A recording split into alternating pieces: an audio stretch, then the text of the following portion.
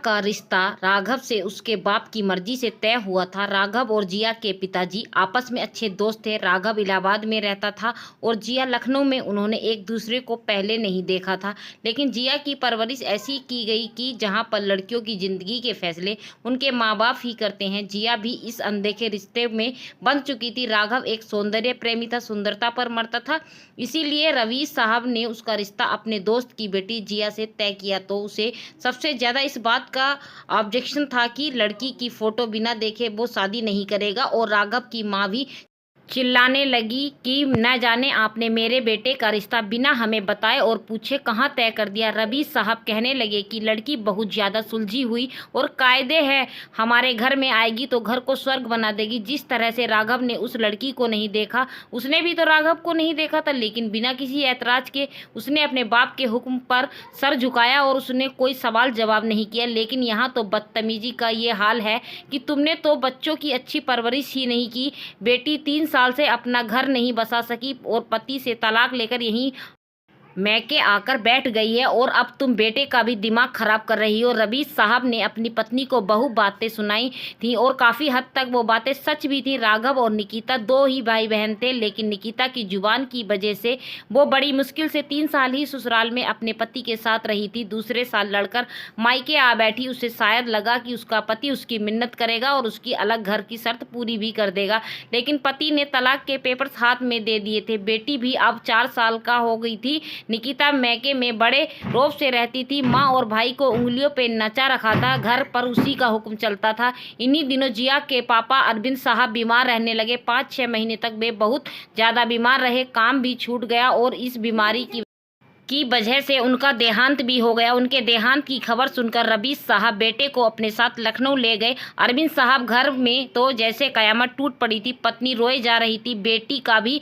बुरा हाल था। जिया उनकी तीसरी बेटी थी। यूं तो अरविंद साहब ने बहुत कुछ बेटी के लिए जमा कर रखा था, लेकिन उनकी शादी पर उससे अच्छा दहेज देंगे, लेकिन इस बीमारी ने सारे पैसे बीमारी में लग गए थे। अरविंद साहब के अंतिम संस्कार का खर्च भी रवि साहब ने किया था।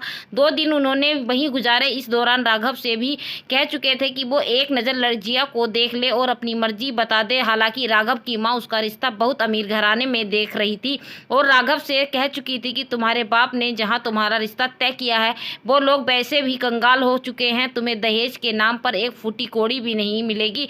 राघव की माँ की बातें में आ चुका था, लेकिन जैसे ही उसकी नज़र जिया पर पड़ी तो उसकी सुंदरता और सादगी को देखकर उस पर दिल हार बैठा। इसीलिए जब रवि साहब ने राघव और उसकी मर्जी पूछी तो उसने कहा कि उसे जिया पसंद है। रवि साहब ने जिया की माँ से बात की कि वो अपने दोस्त से किया वादा निभाना चाहते हैं, इसीलिए सादगी से जिया की शादी और विदाई भी वो अभी अपने साथ कराकर ही लेकर जाएंगे। जिया की माँ पहले ही पति की बीमारी पर सब कुछ खर्च कर बैठी थी। अगर उसका रिश्ता कहीं और होता तो फिर दहेज देने के लिए उसके पास कुछ भी नहीं था, इसीलिए जिया की शादी राघव से कर दी। शादी होते ही रवि साहब बेटे के साथ बहू को लेकर के वापस इलाहाबाद चले गए, लेकिन जब घर पहुंचे तो रवि साहब की पत्नी ने पति और बेटे के साथ जिया नाम की लड़की को देखा और उसे पता चला कि रवि साहब अपनी मनमानी कर ली तो वो हत्ते से ही उखड़ गई। कहने लगी, ये मेरी बहू नहीं बनेगी, ना ही मैं इसे स्वीकार करूंगी। अपनी जबरदस्ती मेरे बेटे की शादी क्यों इस लड़की से करवाई है जो दहेज के नाम पर एक जोड़ा भी अपने साथ नहीं लाई। रवि साहब कहने लगे, तुम्हारा तो दिमाग खराब हो गया है, तुम्हें शर्म नहीं आती। मेरा दोस्त इस दुनिया से जा चुका है, इस वक्त उसकी पत्नी मोहल्ले वालों की दया पर जिंदगी गुजरने को मजबूर है और तुम्हें दहेज चाहिए। खबरदार, जो तुमने इस बच्ची के साथ कोई भी जाति करने की कोशिश की। तो जिया एक तरफ खड़ी थी, क्योंकि राघव भी घर पहुंचते ही मां के तेवर देखकर घबरा गया।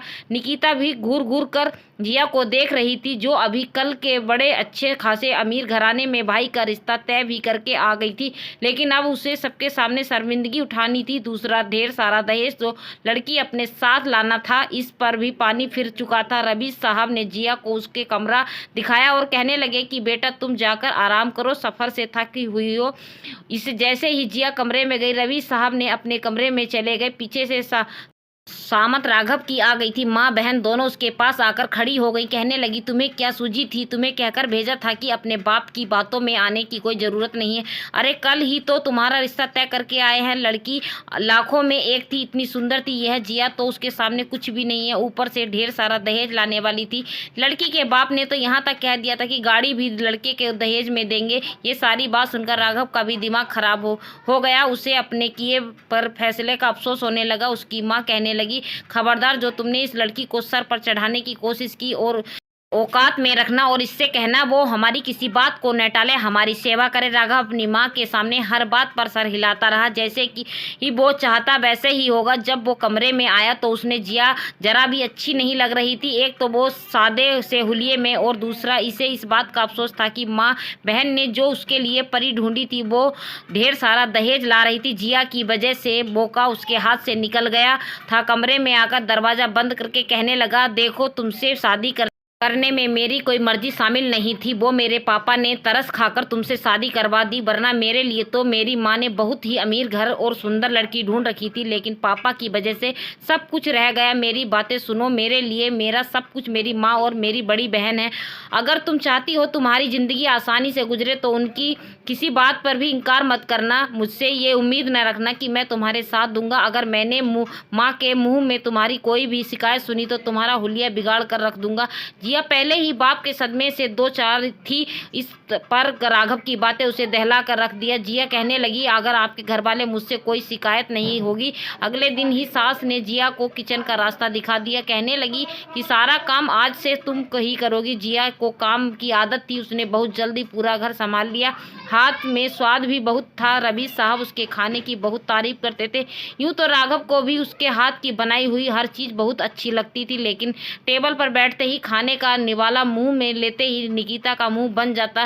कहने लगी, उफ, कितनी तेज मिर्ची डाली है, तो मेरे हलक से नीचे नहीं उतर रहा। ये सुनना था। राघव गुस्से से जिया की तरफ देखने लगा और कहने लगा, खाना ठीक से क्यों नहीं बनाती निकिता? ऐसे ड्रामे करती जैसे कि खाने में न जाने कितनी तेज मिर्ची है। बुरी तरह से खांसने लगती, कहती मिर्ची इतनी तेज है कि गले में लग गई है। माँ भी उसी का साथ देने लगी, उसकी पीठ सहलाने लगती, फिर कहती कि देख रहे हो तुम अपनी पत्नी को, तुम्हारी पत्नी जानबूझकर ऐसी हरकतें कर रही है ताकि हम लोग बीमार हो जाएं और मर जाएं और पूरा घर ये संभाल कर बैठ जाए। ऐसी बातें सुनकर राघव का दिमाग खराब होने लगता था। वो उस पर चीखने चिल्लाने लगता। जिया रोने लगती कि मैंने ऐसा कुछ नहीं किया। बहरहाल जिया की जिंदगी मुश्किल होने लगी थी और वो जितना भी काम अच्छे से तरीके से करती, उसकी सास उसके काम में बस कमियां और कीड़े ही निकालती थी। और नातिन बहुत ही शरारती थी। जैसे ही जिया झाड़ू पोछा करती, वो अपने गंदे चप्पल लेकर फर्श पर चलने लगती, फिर से फर्श पर मिट्टी भर जाती। वो अगर उसे डांटती तो निकिता आकर चिल्लाने लगती थी, तुम होती कौन हो मेरी बेटी को कुछ भी कहने वाली? तो वो कहती कि दीदी, ये गीले फर्श पर चल रही है, आप देख लो पूरे फर्श का क्या हाल किया है। अपनी बेटी को समझाने के बजाय जिया पर चिल्लाने लगती है। कहने लगती है, कोई अमीर घर से नहीं आई हो तुम जो इतने नखरे दिखा रही हो। ये घर तुम्हारे बाप ने दहेज में नहीं दिया है, तुम्हें यहाँ रहना है तो तमीज से रहो। यह कहते हुए उसने पोछे का सारा गंदा पानी दोबारा जमीन पर फेंक दिया। कहने लगी, लो लगाओ दोबारा पोछा। इस तरह से के व्यवहार से परेशान हो गई थी। राघव भी कुछ नहीं कह सकती थी। अगर कहती तो वो उसी पर उल्टा चिल्लाने लगता कि तुमने मुझे मेरी माँ और बहन के खिलाफ भड़काना चाहती हो। खबरदार, जो तुमने मुझसे मेरी माँ